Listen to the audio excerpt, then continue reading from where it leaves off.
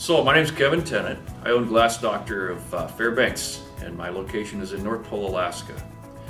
And I was really excited to come to this convention because I get to meet my friends from Delta Kits. And I was excited to meet them because I actually got my start in the glass business because of a Delta kit that I bought over 20 years ago. I was on a flight coming back from Arizona and pretty dejected about being passed over for a promotion, and I was getting close to retirement, and I saw an ad for their kits in a magazine on the airplane, and I thought, wow, what a perfect solution. This is exactly what I need. I'm 3 years from retirement, and I can set this business up, and my wife could do it. Fixing rock chips is easily done by anybody. So I ordered the Delta kit.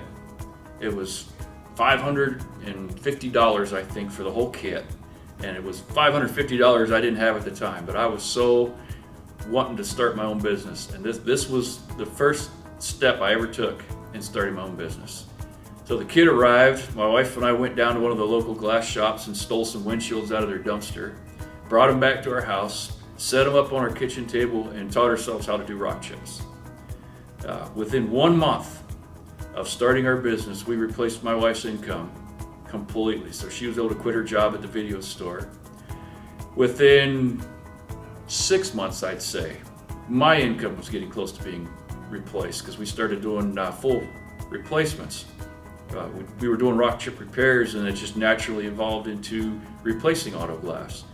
So I was stuck with 3 years from retirement, and I'd all of a sudden created a business that was a full-time job, working 14, 16 hours a day at my one job, and including that one into the night on weekends. But Delta Kits was the one who got me started with their old kit 20 years ago. And now I'd like to say I'm a pretty successful franchisee. We own a really large Glass Doctor business. We pretty much dominate the market in all of Fairbanks. And I owe it all to Delta Kits back in the day. So just wanted to say thank you.